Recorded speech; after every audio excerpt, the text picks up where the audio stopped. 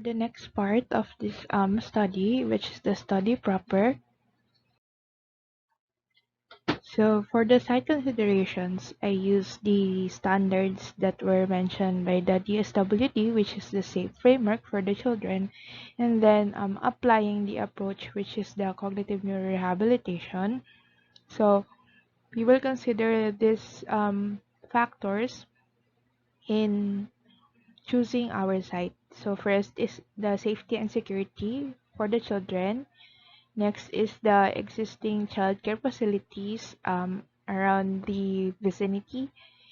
Next is noise and other kinds of pollution which will harm the health of the children. So we will avoid this factor. And then if there is existing landscapes, and then accessibility, and lastly the population of the child labor victims. So grouping these considerations, so sa demographics, we will tackle the quantity of the child victims, of course the revenue, and then the scope of the area. In terms of proximity, we will find out if there are existing childcare facilities. And then for the threats, the man-made threat, which is the pollution, and then the natural made threats, which is the flood and earthquake. And then accessibility, if this is nearby a main road, nearby a secondary road, or if there are pedestrian paths. So first, we will tackle the demographics. So this one is the cities with no to least childcare facilities. So we will focus on these places as our selection for the site.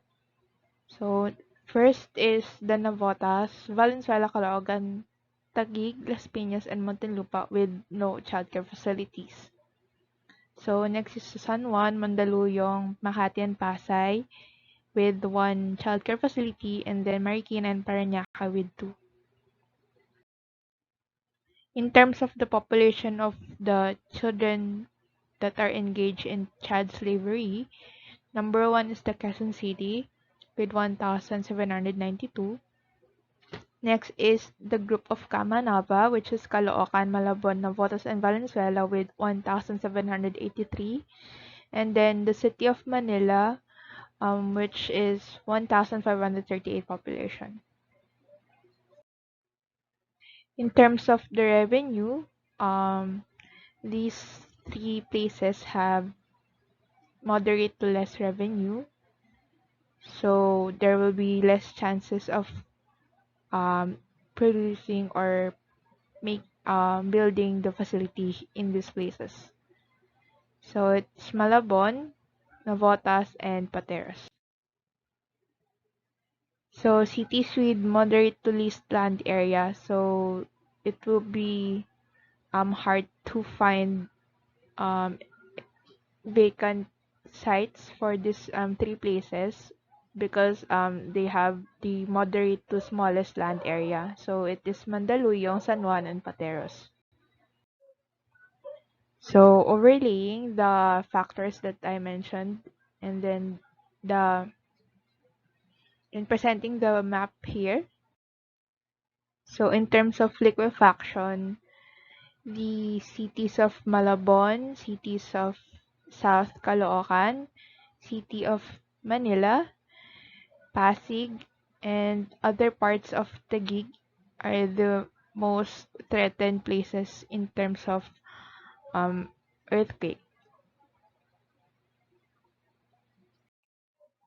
In terms of flooding, so parts of Valenzuela, city of Malabon, city of Manila, parts of Pasay and Parañaque, also parts of Muntinlupa, parts of Taguig, parts of Pateros, Pasig, and then Marikina City, are the places wherein there will be high chances of flooding.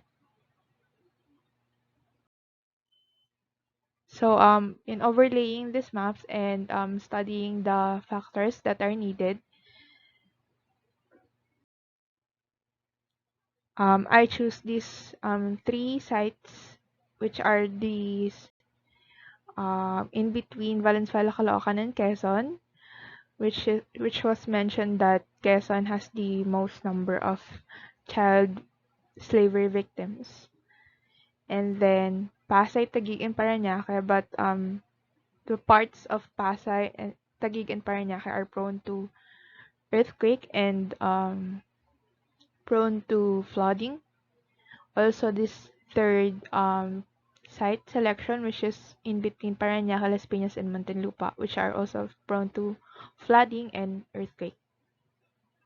So I will be using this first selection, and then um choosing in between these three cities, I chose the Caloocan as the potential site of my project since it covers the second highest number of child slavery victims, and also the place is not prone to flooding and earthquake. So Caloocan has um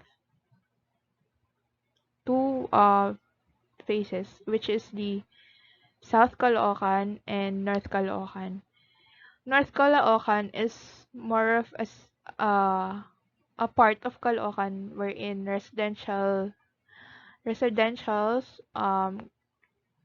a little of industrial, and then more on parks and recreation. So this part of the Caloocan is more for the residents of Caloocan, while South Caloocan is more of a industrial and institutional part of the Caloocan city. It covers mostly of the socialized housings, most of the industrial areas, also commercial areas. As you can see, it's crowded with different spaces for this site. So I will be choosing the North Caloocan. So the site that I chose was um a site between Crispol Street and Mulawin Street, and it passes through Balita Street. So basing on the sand path and wind path, so the the site is not mostly covered with high-rise buildings and housings. Also, it has more on vegetation. As you can see, there are many trees, but on the right side part of the streets are mostly palayans. So we cannot touch that part. And in terms of pollution, this place is not it's not that far to the main road, but it's also not that near to the main road as it covers a lot of pollution, and the surrounding of of the site is uh yeah, it's greenery, so it's less prone to pollution. So the ones that will be using the project is also is the child slavery victims. So I chose 5 to 11 years old based on the statistics that I provided, and boys, which are mostly prone to the child slavery cases. So they are active, which in some cases there are child slavery that are boys that are in streets or in mining or in agricultural. So they are much prone to heavy physical work, which I was mentioned earlier. So I will be focusing on this group.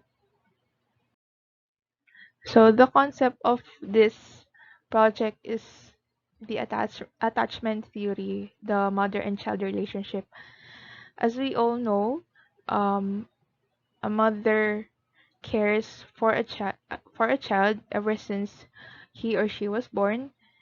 So it's like the this project that I will be proposing symbolizes the mother and child relationship, as the mother is the facility which gives, nourishes, sustains, and teaches the children, and also are the child is the child victim. So in giving, the mother or the facility gives the shelter, which is the whole facility, and this facility nourishes them, therefore the children recovers.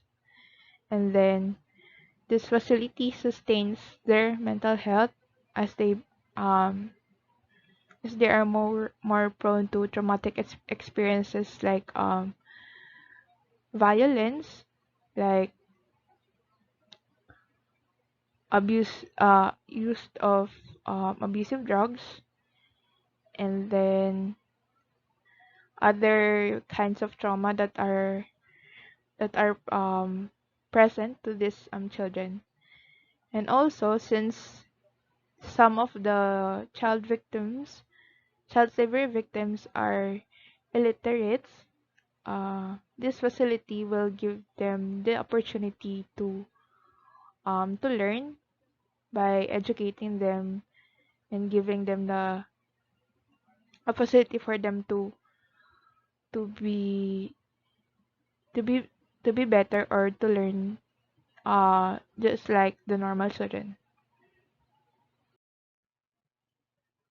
So in terms of shapes, the rectangulars or corners symbolizes the security or levels of learning based on what the child perceives through these shapes, and the curves or circles or curves are symbolizes the freedom of learning and development in the eyes of the children.